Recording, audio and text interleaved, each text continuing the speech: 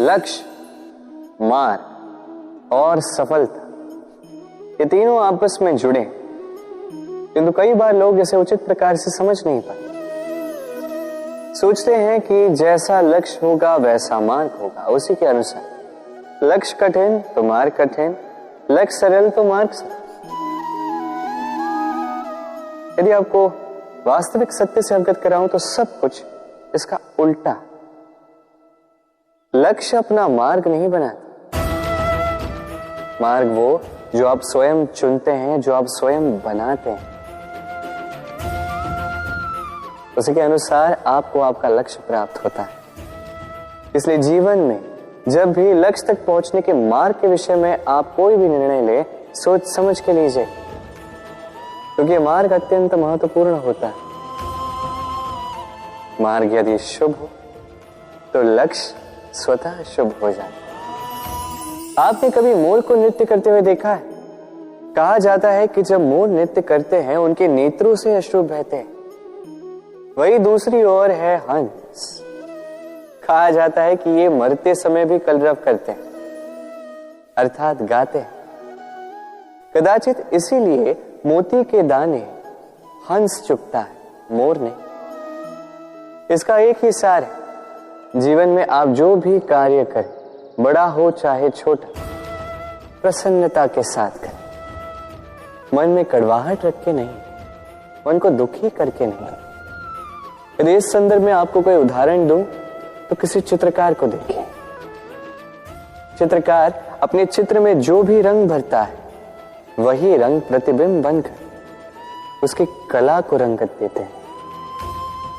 स्मरण रखिए, प्रसन्नता के साथ जो भी कार्य करोगे वो बहुत अच्छा होगा। कई बार लोग इस बात से दुखी रहते हैं कि क्यों बार बार उनकी क्षमता पर संदेह किया जाता है, क्यों बार बार उनकी परीक्षा ली जाती है, क्यों पूछते हैं कि यही मेरा भाग्य है जो बार बार मुझे अपनी सिद्धता को प्रमाणित करना पड़ता है। लोग सोचते हैं यह दुर्भाग्य है, मैं सोचता हूं यह सौभाग्य है। कैसे? संदेह किस पर किया जाता है? स्वर्ण की शुद्धता पर, लोहे की नहीं। कसौटी पर बार बार उसे ही परखा जाता है, तांबे को नहीं। रत्नकार के प्रहार हीरे को सहने पड़ते,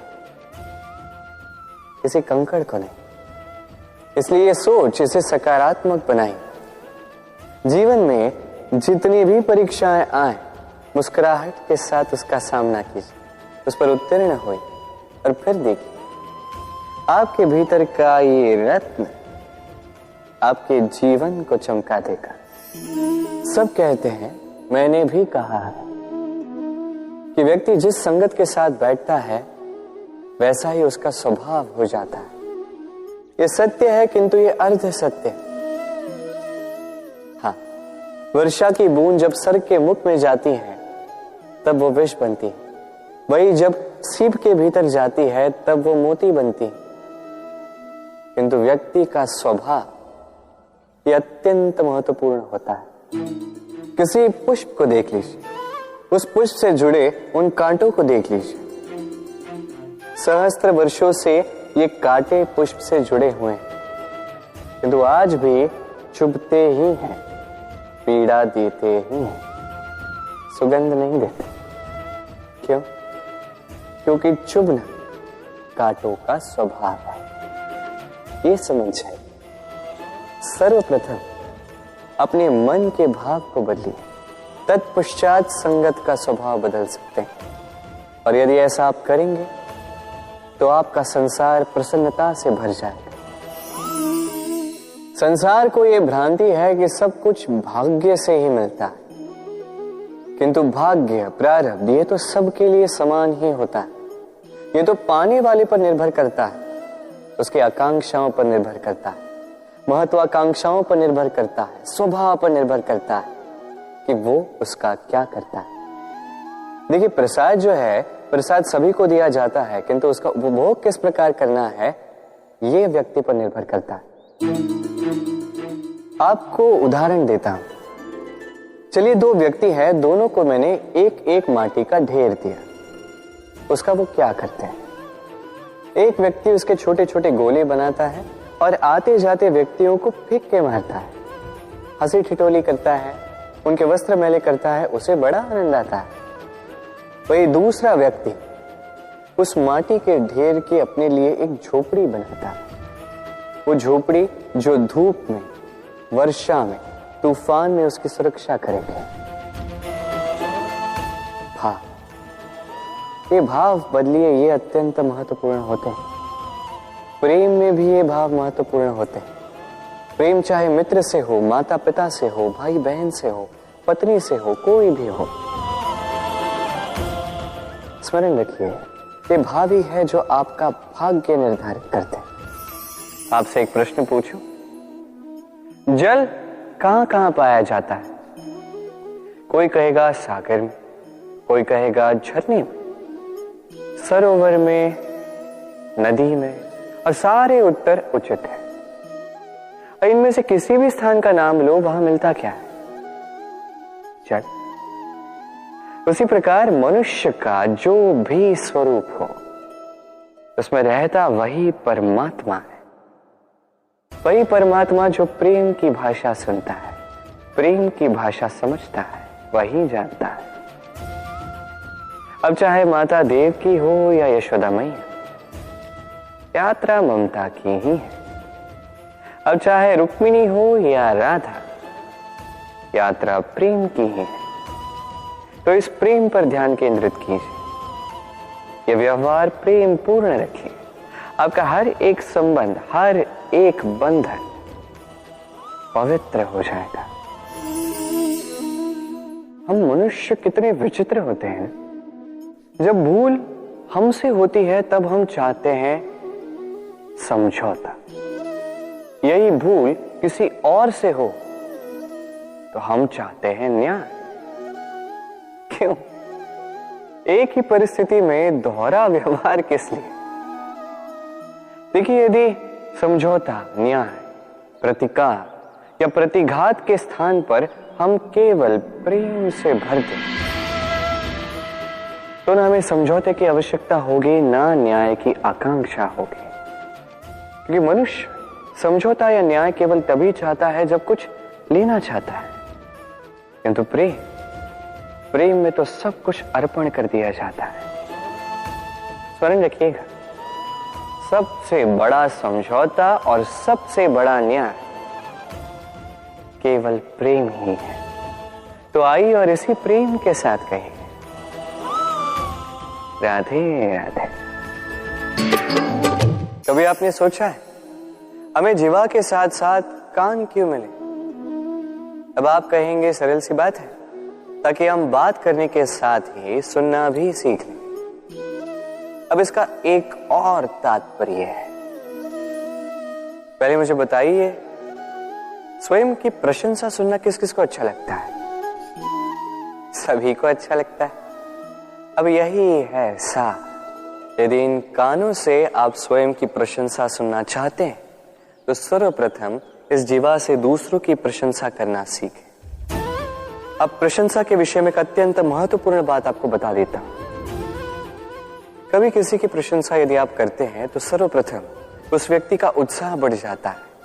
तत्पश्चात स्वयं यदि झांक कर देखें तो इस मन में भी संतोष और प्रसन्नता आ जाती है। और एक बार ये मन प्रसन्नता से भर जाए, तत्पश्चात कोई प्रशंसा करे या ना करे, कोई अंतर नहीं पड़ता।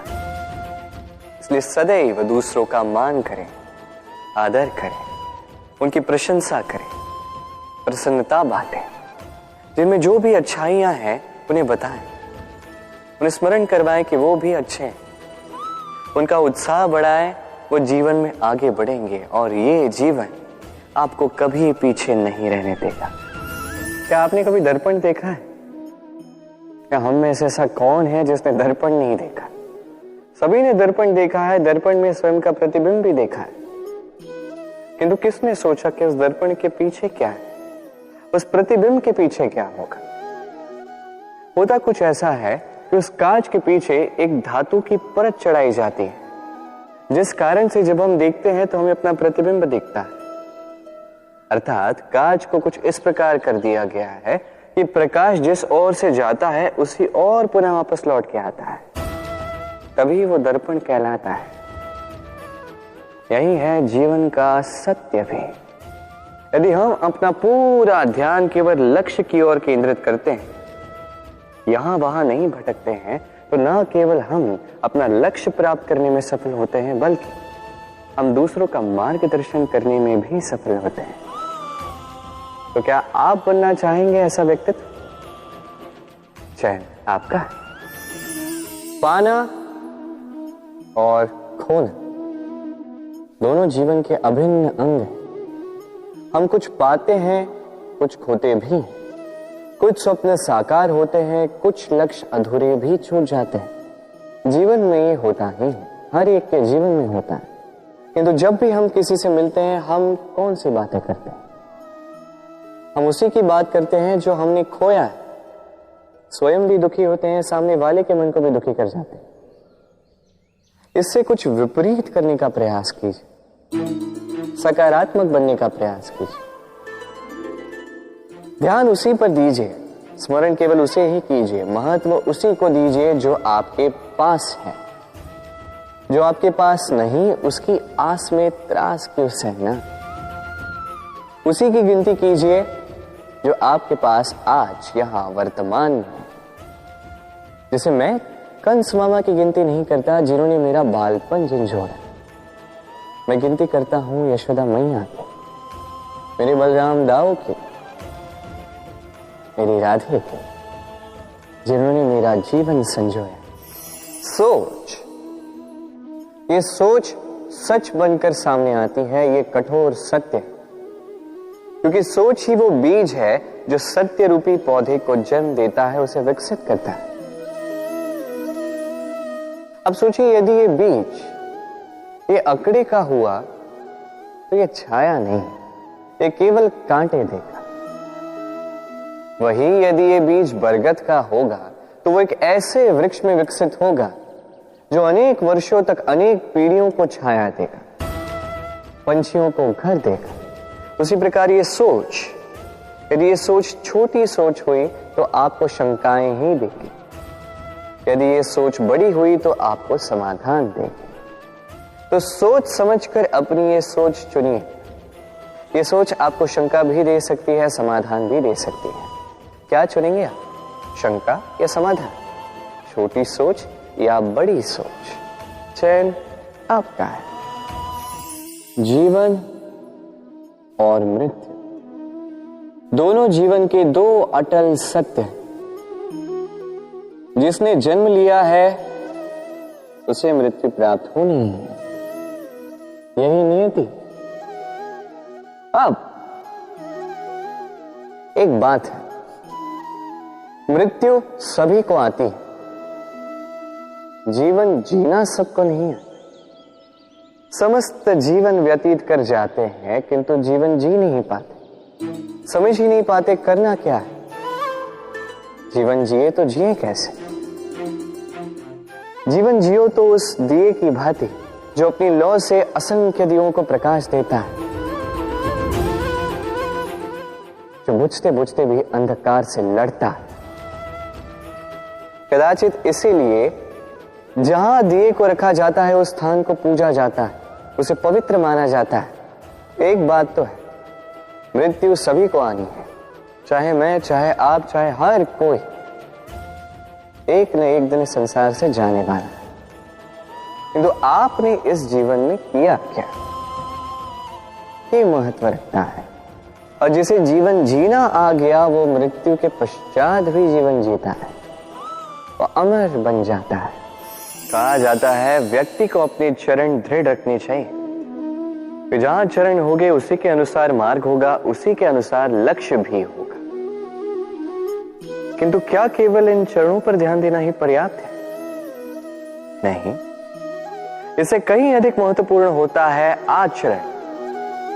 जैसा आपका आचरण होगा उसी दिशा में आपके चरण होंगे। यदि आपका आचरण उचित हुआ, श्रेष्ठ हुआ, तो देखिए आप पर्वत के शिखर पर भी पहुंच सकते हैं। किंतु यदि ये उचित ना हुआ तो आप उसी शिखर से नीचे धरा पर भी गिर सकते हैं।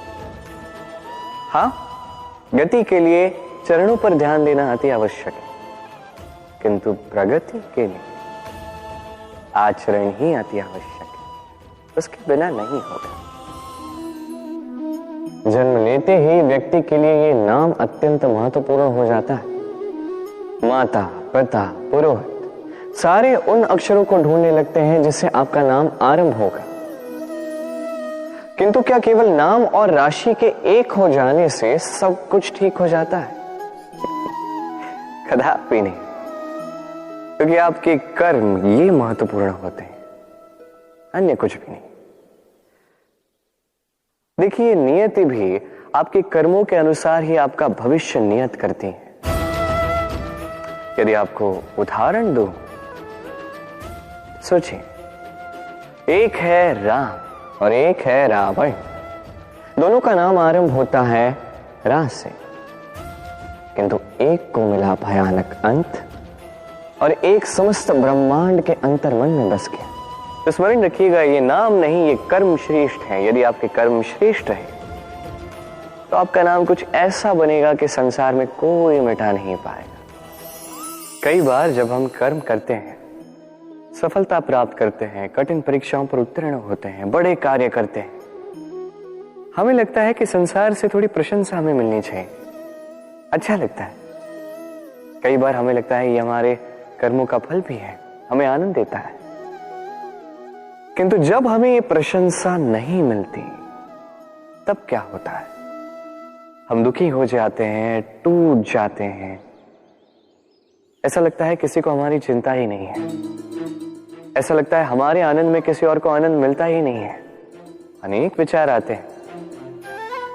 किंतु मैं आपसे एक प्रश्न पूछता हूं, अब जो भी कार्य करते हैं, जो भी कर्म करते हैं, क्या केवल प्रशंसा के लिए करते हैं? यदि ऐसा है तो इस विचार को यहीं त्याग दीजिए, क्योंकि ये प्रकृति ये हमें कुछ और सिखाती है।